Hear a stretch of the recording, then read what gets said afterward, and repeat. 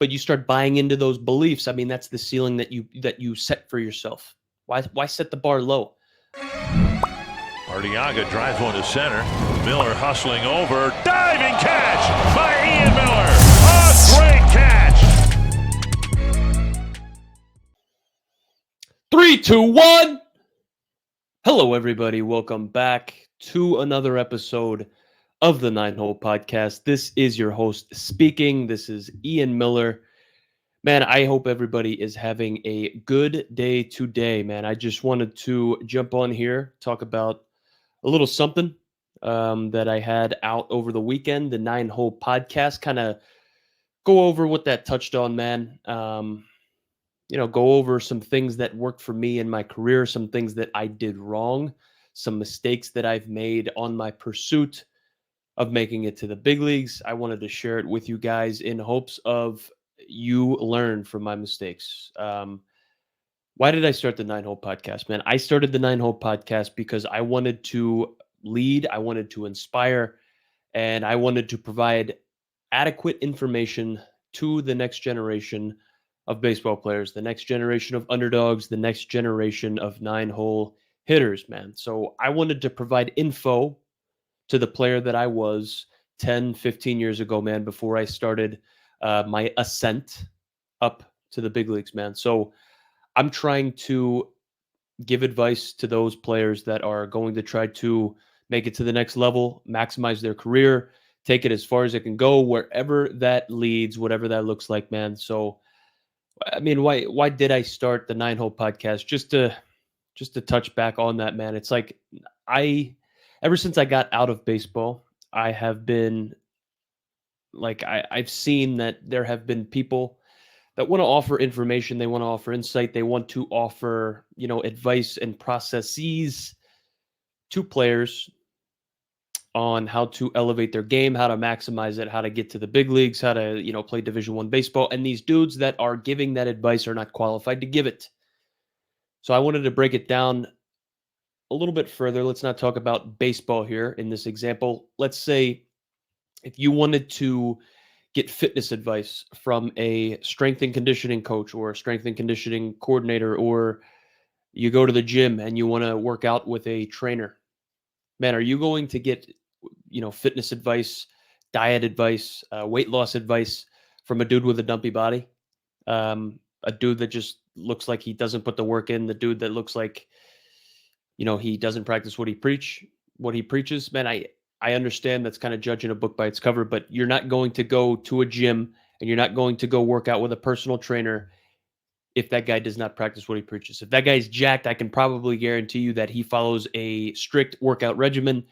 He has a great diet and he gets after it in the gym, and he has discipline, right? Those are probably the people that I'm going to want to take fitness advice from. Now let's talk about financial advice. You want to talk about getting rich. You want to talk about being financially fit. You want to talk about building wealth. Well, you're not going to do that from somebody that has never done it. Somebody that's poor, somebody that lives at home, somebody that hasn't really done anything in the financial service industry, or somebody that just doesn't know how to accumulate wealth, right? You're not going to try to take advice on getting rich from somebody that hasn't done it. So that's why I started the Nine Hole. Why in the world would you pay money or give time to somebody that doesn't know what they're talking about? That's why I started the Nine Hole. I just wanted to reiterate that as we get into today's episode, which is learning from my mistakes.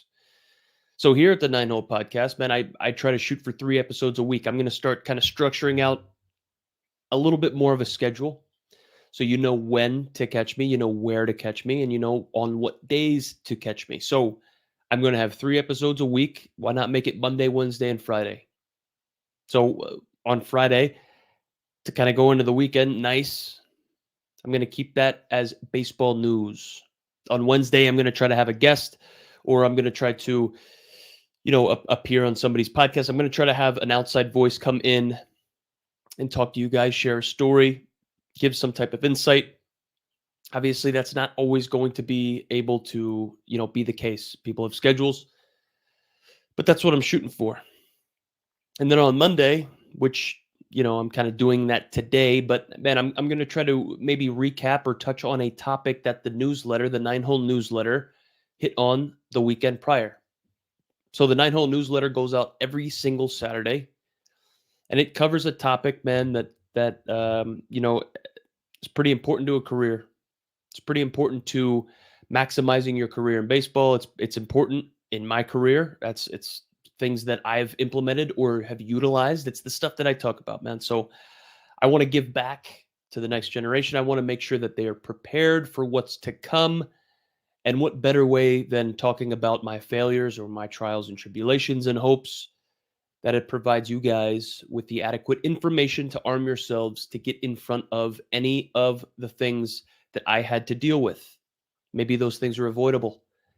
That's big time, right? So here are the top mistakes that I've made on my pursuit in making it to the big leagues. And these aren't in any type of order, man. These are just kind of written down and thrown in my head as they've come, man. So, man, I wanted to touch on being unapologetically me.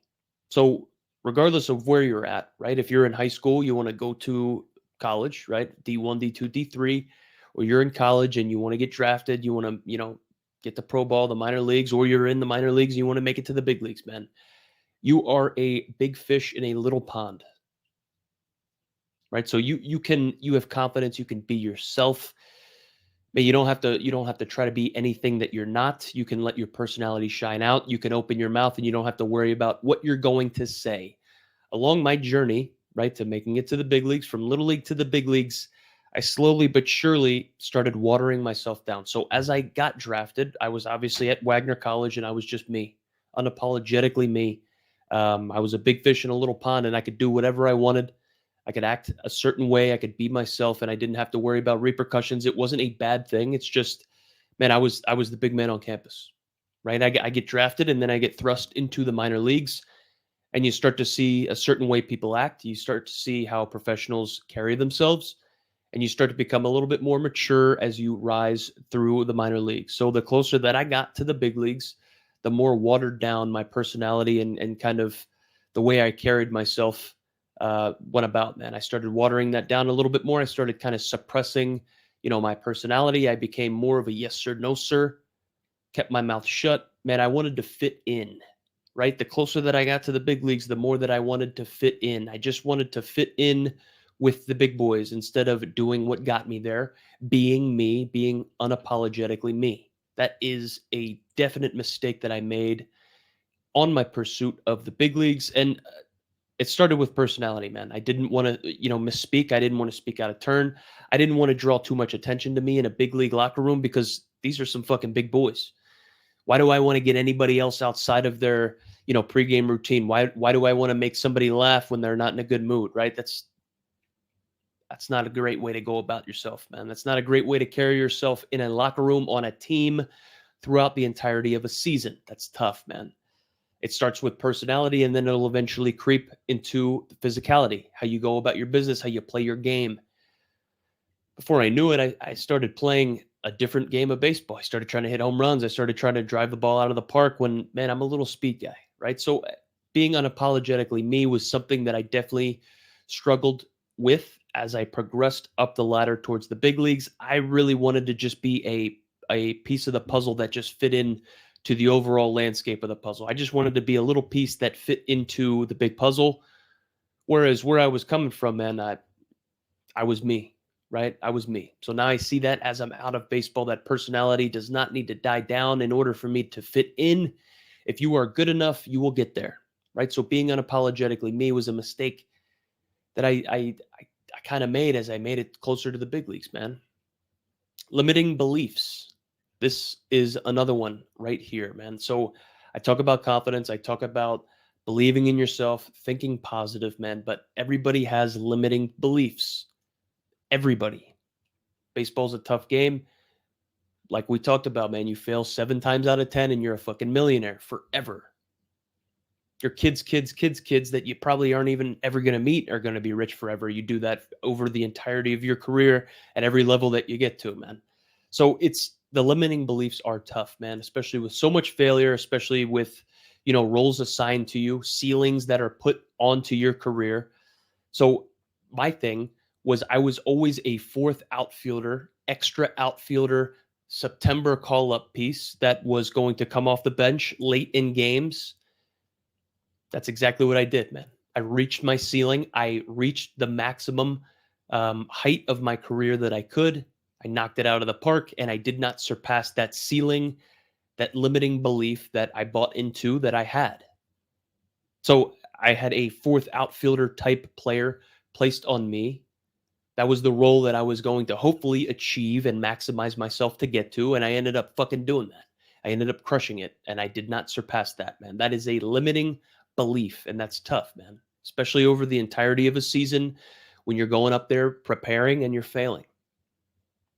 So there are kids that I'm speaking with, helping out, trying to coach them through situations that are in the early stages of their high school career, 9th or 10th grade, and they're already thinking about settling for something easy when it gets to college. So these guys are, 14, 15, 16 years old, freshman, sophomore in high school, and they're already thinking about limiting themselves and their potential, limiting themselves and their potential by saying that they want to settle for a D2 or a D3 school when these guys are still freshmen in high school. How are you going to be able to label yourself already as not being able to play at the highest level of college baseball when, dude, you're not even, halfway through your freshman year of high school? You're already putting that fucking label on yourself that you're not going to be able to make it as far as you want to go. You have these dreams, right? You have these dreams. And you're already telling yourself that you can't, man. That's negative speak. You're already putting a ceiling on you and your career, and you're not even through your first year of high school yet. Come on. Come on.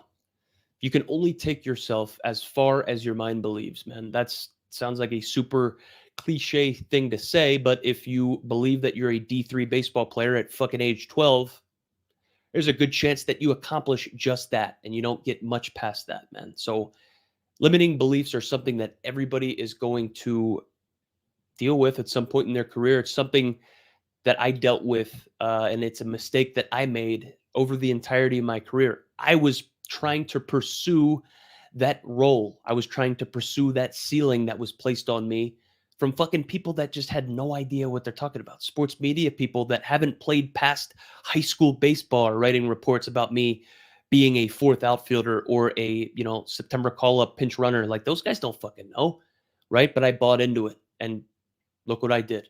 Look what I did, man. I accomplished it. Didn't do much more than that. But you start buying into those beliefs. I mean, that's the ceiling that you set for yourself. Why set the bar low? Especially if you're not even close to being in the recruiting stage or in the draft eligible stage. Why place those limiting beliefs on yourself? It blows my mind. Damage control when shit got bad. This is something that this was a mistake that I made. So over the entirety of my career, over the entirety of your career, you are going to find out stuff that works for you, stuff that doesn't work for you. And you are going to then implement that into a routine. That routine is going to get you prepared. That routine is going to get you locked in. And that routine is going to get you ready to play at first pitch 7:05. On the flip side of that, there is damage control. So shit is always going to go wrong. The trick and what Major League Baseball players are able to do better than anybody else, they're able to be consistent and they're able to prolong these hot streaks, man. So we are always, always, always at some point, man, things are not going to go our way. The trick is, how do we stop that? How do we limit that time period where we are just fucking wheels spinning? We have no idea what we're doing. How do we limit that damage, man? Damage control was one of the mistakes that I made. I did not have a proper damage control process in place. I was kind of just doing it subconsciously. Now that I'm out of baseball, I'm able to dive into it. I'm able to kind of put it down. I'm able to put it into a product, and I'm able to offer it to the next generation, right? So as I'm going through it, as I was in the trenches, as I was in the middle of my athletic career, I really wasn't able to wrap my brain around damage control. What do I need to do when shit is going bad that can stop this slump or stop the wheel spinning and propel me back into the green, propel me back into the hit column, back into the win column, back where I want to be. I didn't understand the processes that I had in place. I was doing it subconsciously. So when I'm in college, junior year, I had a fantastic year. My first year in pro ball, I had a great year. 2015 had a great year. 2017, 2019, I had great years. Man, I didn't fully understand why I was having those good years. And the other years, the just so happened to be the even years, 2014, 16, 18, 20. Why was I not doing well? Well, it was because of the damage control, man.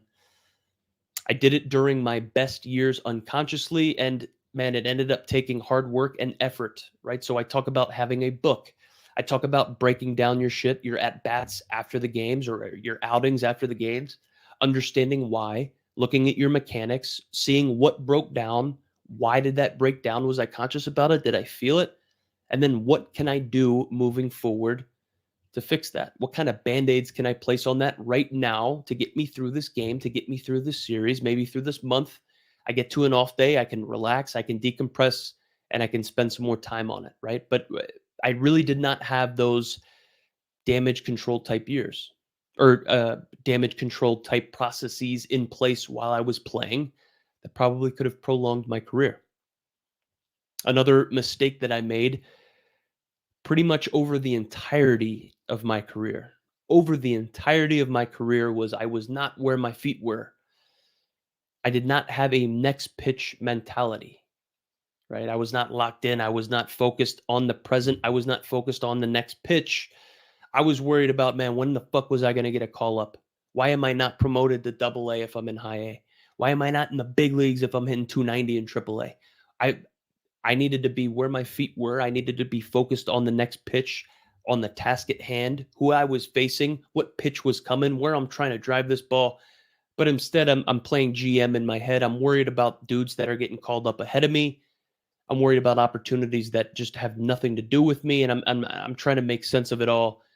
And by that time, the pitch is already by you. It's strike three. Fucking walk on back to the dugout. Right, being where my feet were was something that I definitely struggled with throughout the entirety of my career. I always wanted something more. I wasn't grateful for where I was. I wasn't totally consumed with being present. I wasn't totally consumed with being locked in on the task at hand. So be where your feet are. One of the last things that I'll touch on the top mistakes that I made on my pursuit to the big leagues. This is crazy, but I had a different fucking swing each year, dude. Each year. So just so happened the odd years were my best years and the even years were my terrible years. And dude, even after a good year, let's say my best year, 2019, hit 11 home runs, stole a bunch of bags, got called up to the big league, got traded. I banged. I hit a bunch of doubles, man. I think I made it. I might have hit like 30, 40 doubles, something like that. I might have hit at 50 extra base hits almost. I'm going to have to go back and check it. But that was obviously like the craziest power numbers that I've ever had. I was banging that year, man. The ball was leaving the yard. And I come back next year, 2020, coming into Cubs spring training, looking totally different. The bat's in a different spot. My stance is just spread out and squatty, dude. It just looked totally different. Why would I change something year after year that's working or that seems to be working? I just need to make slight adjustments. I just watched Mike Trout strike out against Cole Kimbrell to end the game. Cole is a closer for the Orioles right now, and Mike Trout is obviously in his 30th year with the Angels. Stinks because he's never going to win there. But I'm looking at his he struck out to end the game. I think the bases were loaded, and it was a high fastball for a strike three. And I noticed, I'm like, dude, that guy's stance looks the same as it was when he got called up. Why is he not just changing it? Why is he not just revamping himself year after year like I did? Man, so even after a year where I had success, I would go back to the drawing board, fucking strip it down, and just redo it. And that's crazy, man. If it ain't broke, why would you need to fix it? Right? At some point, it's just like, dude, we're just tinkering with stuff to tinker with stuff. And that's not necessarily positive. That's not constructive. That's destructive, if anything, right? Trying to learn a whole new mechanic, a whole new setup. Then you have to start thinking about your setup when you're in the box. Like, oh shit, are my hands supposed to be here? Like, is this what I'm doing this year? Is this what I'm doing this week? That's something that I struggled with, man. That's one of the biggest mistakes that I made in my pursuit from little league to the big leagues. I wasn't unapologetically me, just going with it, man, just letting the personality ride out. I had limiting beliefs. I played into that fourth outfielder type role, that September call up type role, fucking knocked it out of the park, hit that, couldn't surpass it.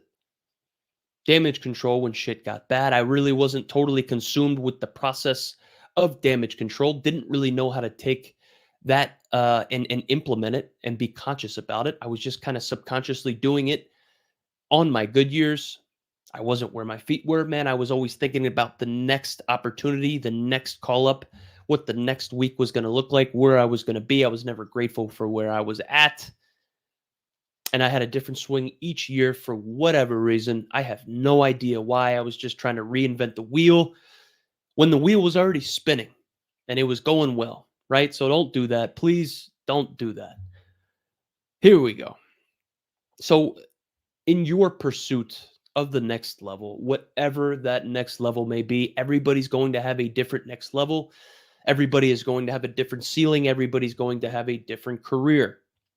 But what is needed in your pursuit of the next level? Well, there are a couple things that are constant, regardless of where you're at, what kind of goals you have, and what you're trying to achieve, man. You need to have confidence. We touched on it before. We threw it out on social media before, and it got a whole bunch of hits. I should probably spend a lot more time on this, but confidence, man. You need to understand that throughout the entirety of your career, you are going to have a good series, bad series. You're going to have good games, you're going to have bad games, and you are going to have good seasons and bad seasons. I just talked about for whatever reason, the odd seasons were my best years. My best years. The even seasons, for whatever reason, I just the wheels were spinning, man. I was just going through the motions. But with that confidence, man, you need to understand that a bad season can't just chip away and wither away at that long-term goal that you're trying to achieve. So let's say my freshman year of college, I'm walking on to this Division I school. I get my fucking teeth knocked out with a baseball. My dad passes away unexpectedly right before my freshman season. I hit 231. It's getting constantly kicked in the nuts, left and right, just going through it, dude. And on top of that, like I said, I hit 231. I produced a dumpy season with all this stuff going on as a little tiny baby freshman amongst a whole group of grown men. But at the end of the day, that did not chip away or wither away, erode, if you will, my overall dream of making it to the big leagues. You are going to struggle. You are going to slump. Shit is not going to go your way sometimes. But that can't take away at the overall long-term goal that you are trying to have. That can't chip away at the confidence, man. You need to have confidence. We talked about it, man. What goes into confidence? Well, hard work. You can rely on your hard work to hold up your confidence when shit is going wrong. But you need to understand you're going to have good seasons and bad seasons. The bad seasons can't outweigh the good seasons and just bring down your dream, man. That's going to limit you. B, what's needed in your pursuit of the next level? Well, you need to have a chip on your shoulder. You need to have a chip on your shoulder, and you need to be able to use this undervalued type mindset, this 9-hole type mindset, the bullshit that's going on around, as fuel. You need to use that as fuel for the fire. Just because, man, you're in the 9-hole or you're hitting 6th in the lineup does not mean that you should just give up. Use it as fuel. Look at the positive side, dude. At least you're in the fucking lineup. There are dudes that would lick a bag to be in the lineup. I'd lick a bag to be in a lineup right now. That'd be sick, dude. Wearing a jersey and getting paid for it. You need to have a chip on your shoulder, and you need to use the stuff that is going against you as fuel. You need to be able to use that as fuel, put your head down, and get back to work, man. So you need to have a chip on your shoulder, not a victim type mentality when shit does not go your way. C, you need to trust in the journey. You need to trust in it, man. If you have a goal and you have a long-term perspective of your baseball career, you need to trust in the journey. You need to trust in the hard work that you put in, and you need to trust that it is a long journey and you are right where you're supposed to be. You belong here. Wherever you're at, you got here based off of your hard work, your talent, and the results that you put out on the field day in and day out. D, what's needed in your pursuit of the next level, man. You need to be able to evolve and you need to make adjustments. So I just had Nick Deeney on the podcast last week. Dude, he is a stand-up guy, absolute stud at Wagner College, got drafted in the 14th round by the Royals, made it to the big leagues as a catcher, bounced around a little bit, man, and now he's kind of giving back to the next generation. Being a catching guy, a hitting guy, he knows his stuff, man. So Nick Deeney was on the podcast and he was talking about making adjustments. Like, hey, Ian, you know that if we played each other, right? I played against him multiple times in my career. Like, hey, Ian, if I played against you and we had a 5-game series and we're opening up on Tuesday and you automatically go 0 for 4 and you struggle with the fastball in and you show that you can't handle the fastball in, what do you think then we as a pitching staff are going to fucking do to you on Wednesday, on Thursday, on Friday, and on Saturday? What do you think we're going to do to you if you show us on the first game of the series that you can't hit a fastball in? We are going to abuse you with fastballs in until you show us as a pitching staff that you can handle that you've made an adjustment.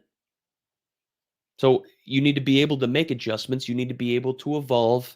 It's not just about maintaining the hard work you've put in the offseason. You need to be able to grow and you need to be able to evolve. You need to be able to make adjustments throughout the entirety of the season, throughout your career. This is something I've heard something, man, that now that I'm out of the game, it puts it into perspective a little bit more. So this is all about making adjustments. This is all about evolving and doing the necessary work from the night prior. So good hitters adjust game to game. If they struggle, like I just said, with the fastball in, I got abused on a Tuesday. Good hitters are able to make that adjustment after the game on Tuesday or before the game on Wednesday, and they're able to make that adjustment going into the game and then be able to handle that fastball in. So if I was a good hitter, I would take what my weak suit was the night before, and I would make that my strong suit tonight. I would be able to make that adjustment because I'm a good hitter. Great hitters are able to make adjustments at bat to at bat. So let's say if I was struggling with the fastball in and I had my first at bat of the night, I'm leading off top of the first, and I got abused with a fastball in, maybe multiple fastballs in. If I was a great hitter, I would be able to make that adjustment in between my at-bats, maybe fucking run down to the tunnel, run down to the cage, do a drill or two, or lock in, look at some video, right? You got iPads and shit on the bench now, whatever. The good hitters are able to make adjustments game to game. The great hitters are able to make adjustments at bat to at bat. But the best hitters are able to make adjustments pitch to pitch. So if somebody abuses me with a fastball in on an 0-1 count and it's now 0-2, the best hitters are able to make that adjustment going into the next pitch. Step out of the box, right? Everybody's got a pitch clock now, and the rules fucking change year after year, whatever that is. But when you step out of the box, keep one foot in. But they make those adjustments, whether it's a mechanical thing or whether it's a mental thing or whether it's being conscious of something. Good hitters are able to make adjustments game to game. Great hitters are able to make adjustments at bat to at bat. But the best hitters are able to adjust pitch to pitch mid at bat. That is food for thought, and that's the truth. Lastly, so A, B, C, D, E. What's needed in your pursuit of the next level, man? You got to have a growth mindset. So we talked about my limiting beliefs, that fourth outfield ceiling, that September call-up extra outfielder, come off the bench type dude late in games. That's not necessarily a growth mindset because I'm eventually going to get there, and then what's going to happen? I'm going to regress or I'm going to, max out there at that ceiling. If you max out and you stay stagnant, you don't progress, you don't grow. A growth mindset is needed on your pursuit of the next level? Don't wish for less problems, man. Wish for more skills. That's the truth. Wish for more skills, man. Grow into the person that can accomplish those dreams, overcome those problems. Don't necessarily wish for less problems. Like, just build on the skills to overcome those problems, man. There's a difference between being a leader and being a fucking victim. And wishing for less problems and wishing for things to be different just because it's you is being a victim, man. Wishing for more skills and going after those skills and developing those skills, that's being a leader. So what's needed in your pursuit of the next level, no matter where you're at? Confidence, having a chip on your shoulder, trusting in the journey. It is a fucking long journey. Trust it. Trust that you're supposed to be here where you're at right now. Evolve and make adjustments, depending on if you're a good hitter, a great hitter, or an elite hitter. Make those adjustments quick and have a growth mindset on your pursuit to the next level. So as we wrap up here, man, I wanted to hit on just two more things that are it's prevalent in everybody's career, no matter where they're at. It is a little thing to think about. Hopefully you think about this after the episode concludes, but man, everybody wants to be a 300 hitter with 30 home runs.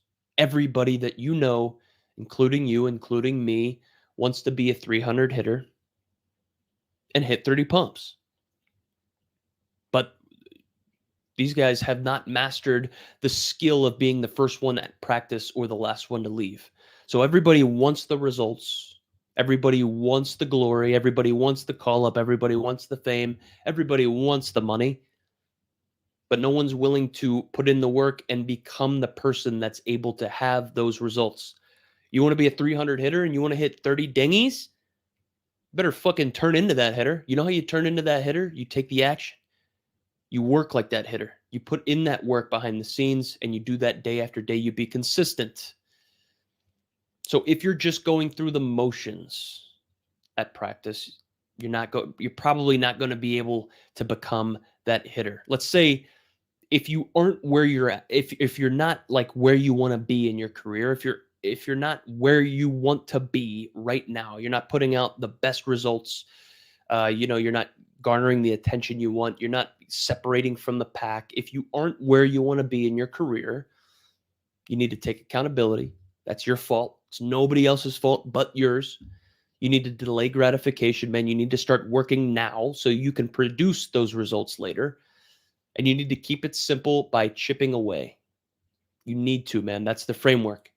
If you want to be a 300 hitter and you want to have 30 home runs, or you want to have 30 bags, or you want to have 30 extra base hits, man, you need to be that person. You need to become that player. You need to become that player, man. You need to be that guy. You need to develop those traits. You need to have those habits. But you need to take accountability. You need to understand that that's your fault, nobody else's. If you're not where you want to be, that's on you, big dog. You need to start working now, and you need to delay gratification. Stop looking for the easy fix, because nothing's going to come easy, man. You work now and the results come later. You need to understand that, and you need to keep it simple. You need to chip away. You're going to get overwhelmed like, dude, hey, look, I'm a 250 hitter. I want to be a 300 hitter. I want to hit 30 pumps, or I want to steal 50 bags. Like, I'm a 250 hitter and I only had 4 stolen bases last year. You're going to get overwhelmed with all the shit that you're going to need to do. Okay, I need to do my speed work in the offseason. I need to be able to run a 6.5. I need to be able to run a 3.7 or under down the first base line, right? I need to be able to get a 16-foot lead as opposed to 14 feet. My time from first to second base on a steal needs to be under 3.2. Like, dude, all this shit, it is extremely overwhelming. It's extremely overwhelming when you look at it like that. I did that throughout, not the entirety of my career, but through the majority of my career. It is overwhelming. Chip away. Pick something. Pick the lowest hanging fruit and fucking hi-ya! Chop it off, man. Knock it out. Knock it out, man. Look at everything from the big picture, and what do you need to do in order to get to where you want to go? Okay, you want to hit 300 with 30? All right. Start showing up early to practice, fucking putting the more work in than everybody else. Maybe you'll start developing better results, better skill than everybody else. Put in more volume, put in more time. You develop more skill that way. So if you aren't where you want to be right now in your career, in your season, with your preparation, with your results, man, if you're just going through the motions at practice, you expect those results, man. Those results aren't going to change. The way you do something is the way you do everything. The way you do the little things is the way you do the big things, man. The way you do anything is the way that you do everything. So if you're going through the motions at practice, you can expect to go through the motions during the game. If you aren't putting in extra work outside of practice, there's no way you can expect better results than the average dweeb, right? So what is practice? Practice is where you come together as a team and you go over the fundamentals, right? If you're in college, you start having individual practices. Outfielders, you start doing individual drills. You start doing the skill players do different stuff, infielders do different stuff, pitchers do different stuff. But when you're in high school or you're at the lower ranks, man, or you're doing like uh fundamental practice at pregame in rookie ball. Like you're practicing as a team. You're doing fucking bunt plays, cuts and relays, rundowns, all that stuff, man. You're not necessarily putting in individual practice that you need in order to further your career. So if you're not putting in the extra work outside of practice, how in the world are you going to expect positive results? If you aren't making adjustments as the season progresses, we just talked about this, you can expect those basic results, man. If you're not making adjustments on stuff that isn't going well, if your swing is unraveling, you need to make those adjustments, man. So I'm going to leave you with this. This is straight out of the 9-hole newsletter. So I've been talking about it a little bit. As you see on social media, I have people come on and we talk. We talk about skill set. We talk about journey. We talk about, separators. And hopefully you are able to take stuff from their journey and you're able to implement it in your own journey. So in the 9-hole newsletter, it is for a little bit more of the advanced crowd. It's for people that want to take it a little bit further than just what you see on social media. It's going to dive into specific topics. It's going to get into specific processes. I'm going to relate stuff that specifically has worked for me, and I'm going to tie it into how it can work for you. I'm going to give you frameworks on how to implement that stuff, and I'm going to answer any questions you guys got. So if you're not already signed up, subscribed to the 9-hole newsletter, man, check it out. Check it out, man. It's awesome, man. It's absolutely awesome. It's on Beehive. It's called the 9-hole newsletter. Check it out. But this past weekend, man, it was about keeping it simple and chipping away at stuff that you need to do in order to get where you want to go. So this is right-click copy and pasted from the newsletter, but above average results require me to take above average action. If you want to be an above average player and you want to have above average results, then you are going to be required to take above average action. I know personally that in order to produce an above average result, I need to put in above average work and my reps need to be consistently above average. I need to be above average in my actions, in my practice, and in my discipline. If I'm able to be consistent with that, then my results will eventually be above average. They got to be, man. They got to be. In order for me to produce above average results, I need to have above average habits. I need to be and act like the above average player. Remember, above average results require me to take above average action. So I can't expect to produce those above average results unless I'm the type of person that can produce those results. How can you expect to produce those results if you're not the dude that's capable of pulling that shit off? Come on, man. Come on. Woo! You become that person that can produce those above average results by taking above average action. You become that person that can produce those above average results by delaying gratification and working your ass off now so that you can reap those benefits of your hard work later. Be the person so that you can do the results. Everybody wants to hit 300 and they want to hit 30. Then turn into the person that can hit 300 and hit 30, man. Be the person so you can do the results. Thank you, everybody, for tuning in to the 9-Hole Podcast, man. We will catch you back here in 2 days on Friday to hit on sports news around the league and to get sexy going into the weekend. I appreciate everybody tuning in, man. Enjoy the rest of your day. Peace.